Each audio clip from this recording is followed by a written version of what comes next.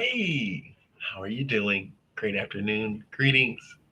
This is your master orator, in other words, Otetiani, and I am so glad to have you join me as we segue from a topic that we started our adventure with, and that was the topic of weight. We then looked at that undercurrent, that subliminal conversation, that silence in our head that speaks volumes. And we're going to take that topic a little bit further. We're talking about noise or talking about silence. In other words, noise. So we think of noise as clatter, banging, disturbing, shocking, startling. Certainly, it catches your attention. And in the contemplation of where are our negative influences coming from? Um, I've heard the word influencer. They're a social influencer. Where are our personal influencers residing? Are they nearby? Are they next door? Are they on TV? Are they in the media? I dare say no. Our major influencer is in our own head, in within our own being. There are those who have the ability to maneuver through society, it seems effortlessly, with ease. They have a ready smile, they have a light tone to their voice, they don't seem uncomfortable at all in public spaces. However, there are many, and I have had my moments in this category where I go to a conference or a convention or a gathering. I could be knowledgeable of the subject matter at hand. I could be a novice. But all the while, I'm preparing for this event, let's say weeks ahead, and I'm battling with apprehension and anxiety. And why is that? Why might you find yourself in a similar condition, battling with anxiety and apprehension? Because of the noise in my head. Now, it's interesting, the noise in my head, no one else can hear it but me. No one else can hear my noise in my head but me. Yet, I can be so um, I can be so conforming to that message the noise is sending. I can, for whatever reason, desire to buy into the message the noise is sending. I can so allow myself to be bombarded with the noise that I am silently hearing that I wound up actually complying and being certain to if that noise is actually a half truth or just a flat out lie because of the volume that silent voice in my head is able to utilize in which to impact me from communicating within. By communicating within, i'm I'm subject to um, find myself adhering to some ideas, dogma, dictates, concepts, um, things I believe to be normal and true that are absolutely not. So, how do we handle the noise in our head? Where does it even come from? Well, from what I understand, we have thoughts, and thoughts are formulated by or triggered by what we see, what we experience, what we reflect on. And thoughts also are one of our most powerful tools because nothing that exists was able to exist without first there being a thought. Nothing that exists came into being without first being tied to a thought. So, if our thoughts, given, not if, given that our thoughts are that powerful, then surely we would do well to understand the mechanism of our thoughts, how they come into being, um, how we can control them, how we can maneuver them, manage them to our benefit. Because if you are subject to some influence early in life that plies you with negative statements, declarations, um, and it doesn't necessarily have to be abuse, but if, certainly if you're raised in an abusive environment, there is so much that is conveyed in that abuse. That's not true. Um, the abuser could be a bully at school, could be a family member, could be a neighbor. Their actions, their behaviors, their very words um, have such power to pierce our tender armor that we possess in childhood. In childhood, we virtually have no armor because we are children. We are like a sponge. We have a lot of holes in us that are waiting to get filled. And we're very trusting. We don't have the ability in childhood initially to have a guard, let alone have a guard up. So, looking at reflecting on childhood and what may occur during those tender formative years, therein lies a great secret to what type of noise we are hearing, the content of that noise we're hearing, um, the impact of that noise that we're hearing. And remember, that noise that we are hearing is silent, so silent that no one else is aware that it's going on. So we talk about silence being noise. We swiftly can flip that equation to where we're looking at seeing, looking at, taking apart those communications we're receiving from self first and then others that are actually noise.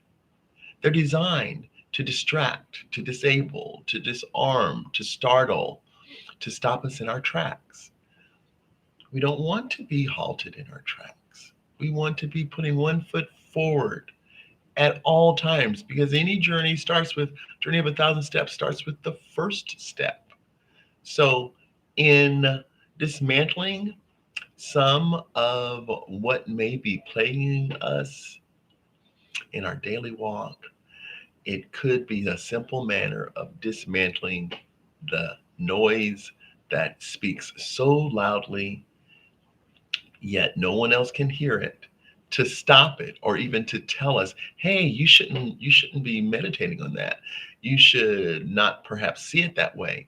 Now, I think in conversation with with each other, it gets really fun and challenging to be willing to be open and vulnerable with each other.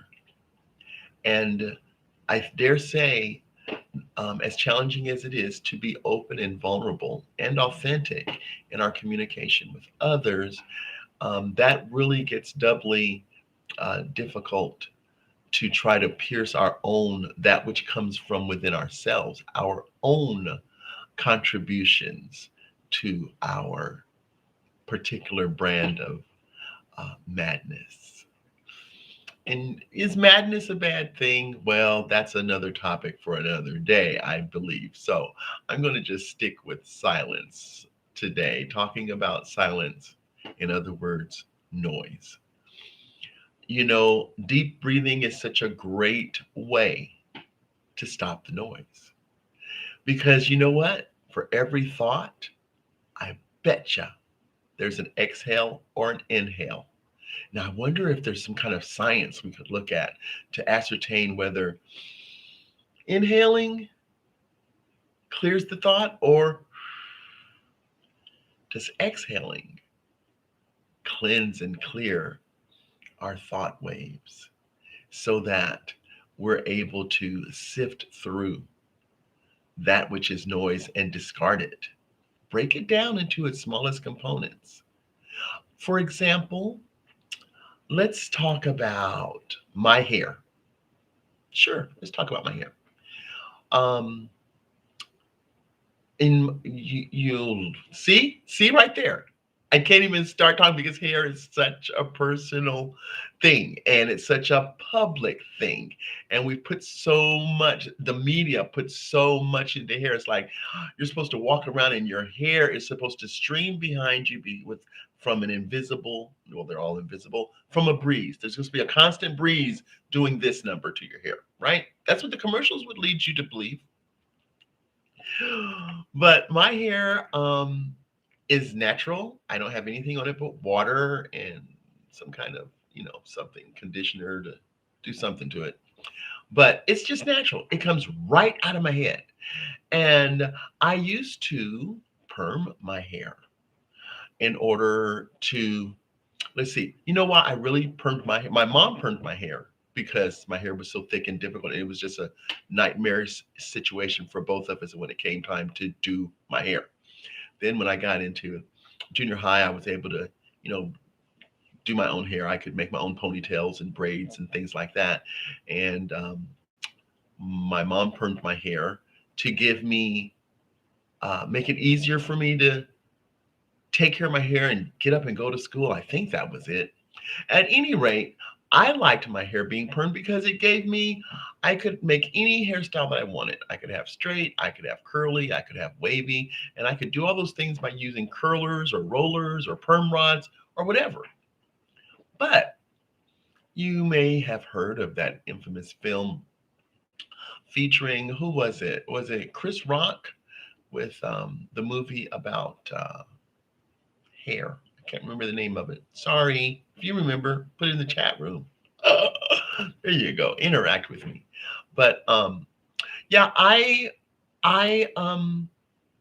really enjoyed playing with my hair. But I was so conflicted whenever my natural hair was growing in and I got a perm so early I didn't remember what my natural hair was like. I did not remember what my natural hair was like. Um so when my natural hair would grow, of course, it's a different texture. And I'm going to tell you quite honestly, I would experience a sense of deflation. My spirit would feel deflated because now, and here's the truth, I was really living a lie. I was I was allowing the world to see me, and by virtue of my hair texture, determine that I was a lot of okay, just because of the signals and the messages that one could derive from my hair. So COVID came, and I'm telling you, I'm a Gemini, which helps a lot, and sometimes doesn't help. But I had like two different heads on my neck, two different hairs of head on my head. I had my natural hair was growing, and then there was this relaxed stuff that was just hanging around. And the day before they opened the doors for COVID and said we could go back and be human again, I took scissors, and I've never done this in my life except once. I cut my hair, but I just chop, chop, chop. I think it's called the big chop. I did a big chop and chopped it all off. But when I chopped it all off and I watched it, it was so beautiful to experience how I am naturally. So now it's really hard. I'm gonna tell you, it's hard. I see my sisters with, lengths and lengths and yards and feet of hair. That's theirs because they paid for it. Okay, good. And it gives this great signal, the swinging and the swishing and oh yes, it's great. It's beautiful. It's wonderful. Um, but I have, I am in possession of a great peace of mind because I no longer have this noise in my head that's either pointing me saying you're a liar, you're misrepresenting yourself, you're passing off yourself as something that you naturally are not. Yeah, happened. That was one brand of noise. Now, I lived with that noise for, ooh, ooh, let's say a good 50 years. Yeah. So I'm enjoying the peace of the silence of not being conflicted about what I am representing to the world with my hair. So, time on the clock says that's all for now. We're going to continue this discussion. Please, as I've heard it said, like, share, and subscribe to my channel. I thank you so much and look forward to visiting with you sooner than later.